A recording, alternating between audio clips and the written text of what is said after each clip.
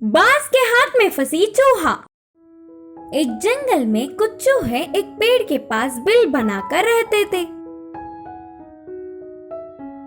वे आसपास के खेतों में जाकर उधर मिली हुई दाने खा के खुशी से उधर इधर घूमते थे।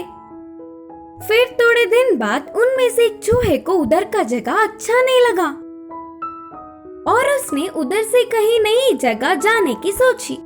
उस चूहे ने अपने मित्रों से कहा, दोस्तों, मुझे इधर बहुत ऊब आ रहा है, चलो ना किसी नई जगह पर जाएंगे और उधर की सुंदरता को अच्छे से देख के आने की सोच रही हूँ, क्या तुम भी आना चाहोगे?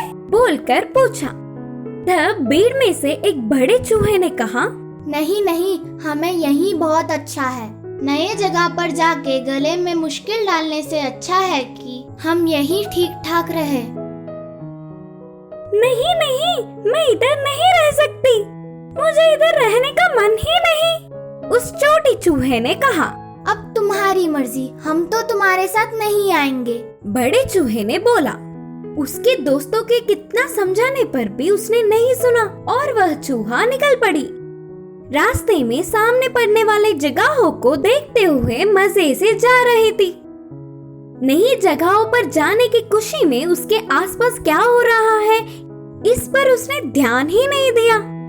कुछ दूर यात्रा पार करने के बाद वह खाने के लिए देखने वाली एक बाज के नजर में पड़ गई और वो बाज तेजी से आकर चूहे को अपने मजबूत पैरों में जकड़कर उड़ती हुई चली गई।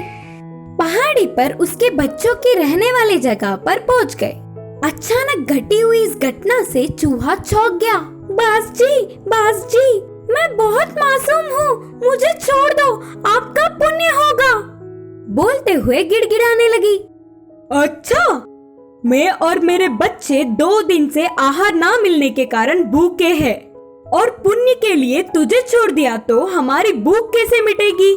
बोली बाज।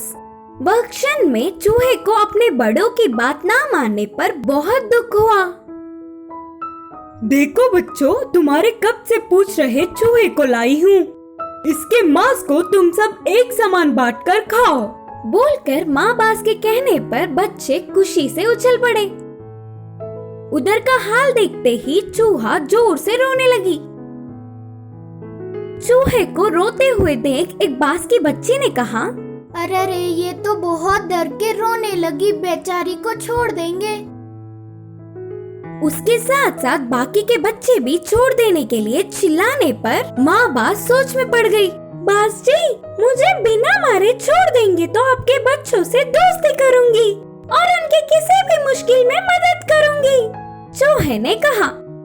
हाँ, तू क्या हमारी मदद करेगी? बोलते हुए बाज हंसने लगी। चलो ठीक है, मेरे बच्चों के कहने पर तुम्हें बिना कुछ किए छोड़ रही हूँ। तब से वह चूहा उधर ही रहकर बाज के बच्चों से दोस्ती से रहने लगी। एक दिन खाने के लिए बाज के बाहर जाने पर शिकारी के जाल में उसके बच्चे फंस गए। बाज के बच्चे भाग न पाते हुए बचाओ करके चीखने लगे।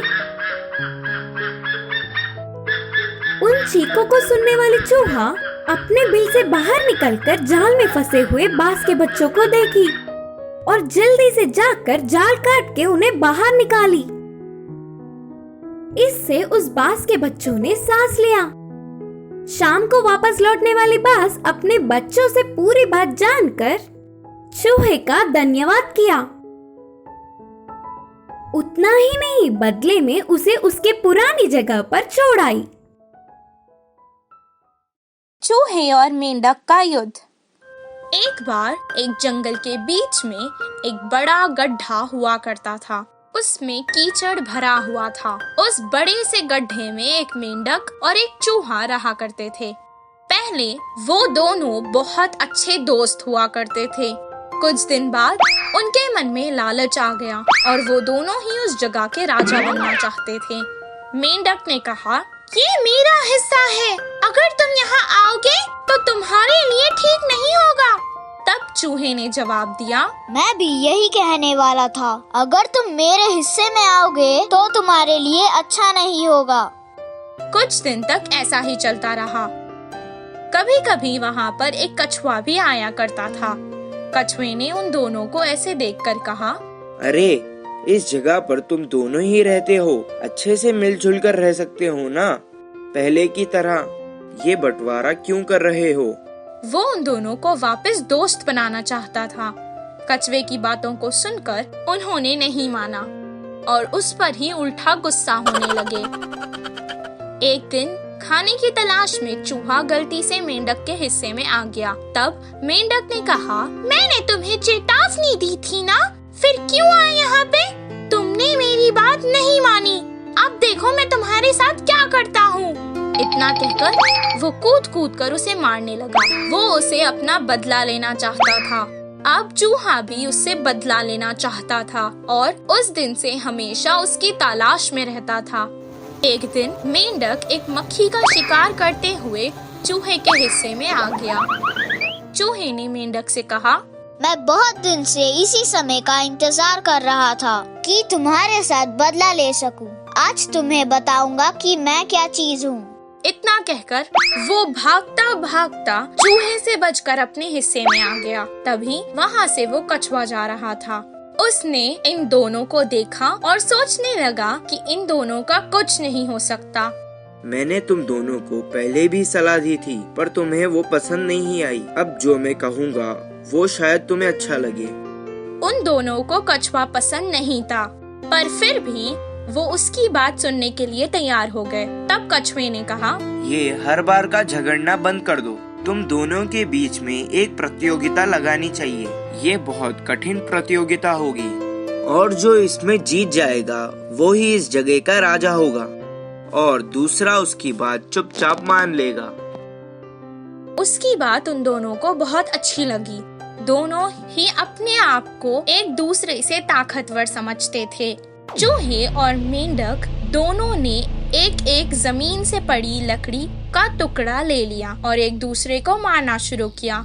ऐसे ही लड़ते लड़ते 2-3 दिन गुजर गए। उन दोनों ने हार नहीं मानी। एक दिन एक बड़ी सी चील ने उन्हें देखा और उनके ऊपर उड़ने लगी। उन दोनों को वो लड़ते हुए देखने लगी। धीरे से वो नीचे आई और मेंढक को अपने मुंह में और चूहे को पैरों में दबोचकर फर्र से उड़ गई। बेचारे दोनों उस जगह के राजा तो नहीं, पर उस चील का भोजन बन गए। इस कहानी से हमें ये शिक्षा मिलती है कि दो दोस्तों की लड़ाई में हमेशा तीसरे का ही फायदा होता है। मुफ्त में कुछ न लेने वाला कुत्ता।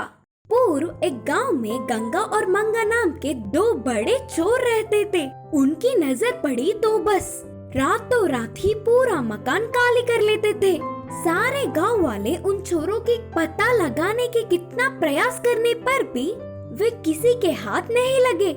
वे दोनों रात को चोरी करने के कारण से बहुत ज्यादा थक कर दिन में आराम से सो जाते। इससे पड़ोसों को भी गंगा और मंगा के बारे में कुछ पता ही नहीं चलता। एक आधी रात को गंगा और मंगा एक घर में चोरी करने के लिए गए। घर ताला लगाया हुआ सुनसान था। लगता है घर में कोई भी नहीं है, चल रे सब कुछ चुरा लेंगे, गंगा ने कहा। तब मंगा ने लालच से कहा, ताला भी नहीं छोड़ेंगे मामू। उनका काम आसान हो गया करके खुशी से गेट के पास जाते ही अंदर उस घर का कुत्ता दिखा। उसे देखते ही वे लोग एक क्षण के लिए सोच में पड़ गए। उस कुत्ते ने भी चोरों को देखा, लेकिन बिना कुछ आवाज किए उन्हें देखता रहा। इससे चोरी करने के लिए जाए या नहीं करके चोर सोचने लगे। भौंकता है तो मालिक का विश्वासी कुत्ता, नहीं भौंक रहा है ना तो हमारा विश्वास करने वाला कुत्ता। गंगा ने कहा, जैसे मानो कि उसको सब कुछ पता हो। तो फिर परिचय बढ़ाने से और आसान होगा ना। मंगा ने कहा। दोनों चोरी करते समय भूख लगने से खाने के लिए लाए हुए रोटी को उसके पास फेंका और बस उस कुत्ते ने जोर से चिल्लाया। गेट कूद कर उनके पीछे पड़ गया। बहुत ही दूर तक उन्हें भगाकर काटने की कोशिश की। आखिर में कैसे भी करके उन्होंने छुड़ा लिया। उस कुत्ते को शायद रोटी पसंद नहीं है रे, नहीं तो तब तक चुपचाप रहने वाली। उन्हें देखते ही हम पर गुस्सा होकर हमें भगाया। गंगा ने सांसें भरते हुए कहा। उसके अगले दिन ही तरह तरह के मिठाइयाँ और फल लाकर उनकी लालच दिखाते हुए कुत्ते के सामने रखा। उन्हें देखने पर भी वह कुत्ता पूरी रात चिल्लाते हुए चोरों को गलियों में भगाया। मामू, शायद उस कुत्ते को मिठाइयाँ और फल भी पसंद ना हो। मुझे लगता है कि वो हमसे मांस चाहता होगा। मंगा ने कहा। बाद में तरह तरह के मांस लाकर उसके सामने डाला। उन्हें देखकर भी कुत्ता चिल्लाते हुए चोरों को पूरे गांव में घुमाया। अब उस घर में चोरी करना मुश्किल है करके वे लोग समझ गए। तब गंगा ने कुत्ते से कहा, पहले हमें देखकर भी ना भौंकने वाले तुम क्यों तुम्हारे पसंद के तरह तरह के चीजें लाने पर चिल्ला रहे हो? ऐसा क्यों? कुत्ते से पूछा। आपके चुप होने पर इस घर के रिश्तेदार या फिर जान पहचान वाले होंगे करके सोचा, लेकिन जब आपने मुफ्त में रोटी, मिठाई, फल और मांस दिया तभी मैं समझ गया था कि तुम लोग चोर हो। बोलते हुए कुत्ते ने जवाब दिया। उस कुत्ते की बात सुनकर चोर चौंक गए। अरे सच में हमारे दिए हुए चीजों को वह कुत्ता चाहता तो अब तक पूरा कर चोरी कर लेते। एक कुत्ते के समझने वाली बात हम नहीं समझ पाए। गंगा ने कहा, मामू, हमें भी अब से मुफ्त के चीजों पर लालच नहीं करना चाहिए। लालच करने पर बाद में हमारे जैसे बड़े बड़े चोर आकर पूरा चोरी कर लेंगे। मंगा ने कहा। उस दिन से वे दोनों चोरी करना छोड़कर मुफ्त का लालच ना करते हुए दिन में मेहनत से कमाकर कमाए हुए पैसों से अच्छे से जीने लगे।